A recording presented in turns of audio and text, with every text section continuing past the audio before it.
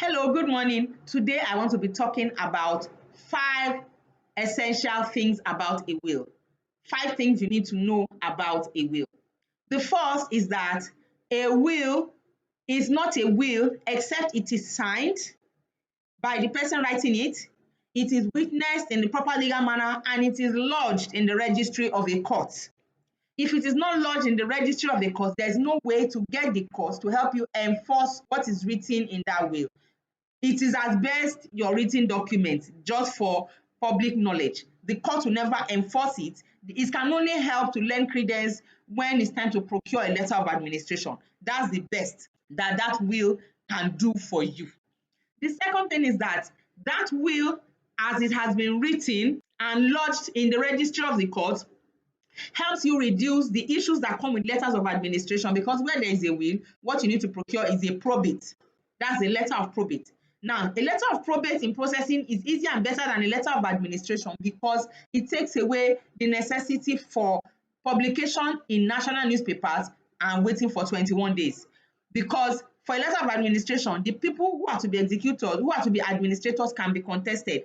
But for a letter of probate, they cannot be contested because the court will simply be following the dictates of the person that wrote the will. So it makes life easy for those who you want to benefit by your will, by you writing a will, naming your executor, so they go and process the probate. Of course, they're still going to pay the assessment and all of that, but the processing time is a whole lot shorter than when you want to get a letter of administration.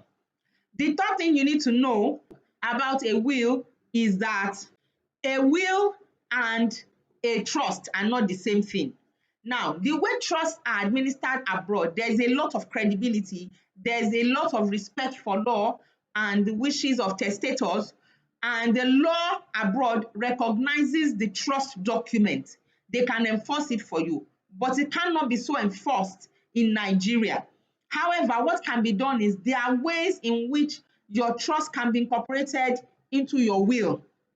There are ways in which your trust, it depends on the life of the testator and the complexities there that will determine what will be advised for the person to do. There are ways in which trust can be incorporated mildly, albeit, into your will. And you can also appoint registered bodies as your trustees. There are registered bodies in Nigeria that are trustees. So you saddle them with the responsibility of executing your will. You lodge a copy of the will with them. There's a copy with the court. And so they are the executors of your will. You mention them as executors in the will. This reduces the challenges of bias, the allegation of bias against your executors when it is an independent body that is mentioned as the executor of the will. The fourth thing you need to know about a will is that a will lets you know what you are worth, and it lets you know the status of your assets. Some people don't know what they are worth until their lawyer, you say you want to write a will, and then your lawyer says, okay, what do you have? What are we going to put in the will? Then you begin to list. You list some, you say some people start by saying, I don't really own much. By the time we are done listing, we've listed 15 things. And then, someone like me, I'll ask you, okay, what of this? Do you have this? What of that? Do you have that? Should we add them? Those other things too, they are things you can dispose by your testamentary disposition, by your will. So it lets you know the value of what you have. And then it lets you know what is actually yours to dispose and what is not yours to dispose. I'll give you an example. So your father willed a house to you and your brother. You can't put that house in your will until you do certain things. So deciding to write a will exposes you to some things you would never have known were issues. And it helps you resolve some things that you wouldn't even know are currently issues for you to happen. They may not have been issues before, but they have evolved. In the process of preparing to write a will, those issues will come up. Issues pertaining to title. What is not yours, you can't give out by will. Maybe your uncle has given you a house to live in. Maybe when your father died, you were young. So your uncle wills that house to you to live in until you grow old and get married. And then you're not married, well, your uncle didn't take the house back. The house does not automatically become yours because your uncle will have stated what should happen to the house by the time you grow old. That is what's going to become of that house. That house is not yours to give out. you need to go and resolve that issue of title, ownership to the house before you can bequeath it out in a will. But this issue might not come up to you until you say you want to write a will. Can you see why it is important for you to have this will conversation? At any age, you can write a will. As long as you are 18 in Lagos or 21 all over the country, all over Nigeria, you can write a will, because some of you have received things from your parents. And so you can also write a will to state how you want those things to be disposed of. The final thing I want you to know about a will is that a will is not the be all and end all of your estate. If you do not treat your family fairly in your lifetime, if there's resentment, if there's bitterness, if there are all those things in your lifetime, a will not cure that. A will is a legal document, but it doesn't cure some moral irregularities.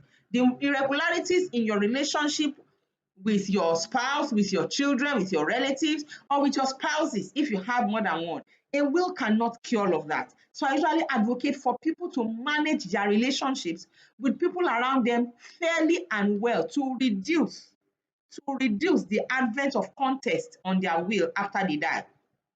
We all know of wills of big shots, even people who were big shots in the legal profession, that till tomorrow, the will administration of the will has not been finished because there are contests amidst the children. Please note that 4 children of the same mother, they also contest wills, and they contest it fiercely, to the extent that, in fact, they contest those things fiercely. So I advocate that people should be fair in dealing with their loved ones, in dealing with the people they want to benefit at the end of their lives, so that their will, after having paid the lawyer to draft it, after having sorted everything out, so that the will have some credence, so that the will be administered without controversy.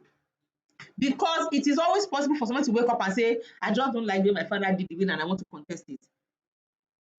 But you reduce the advent, you reduce the possibility of that if you have been fair in your lifetime.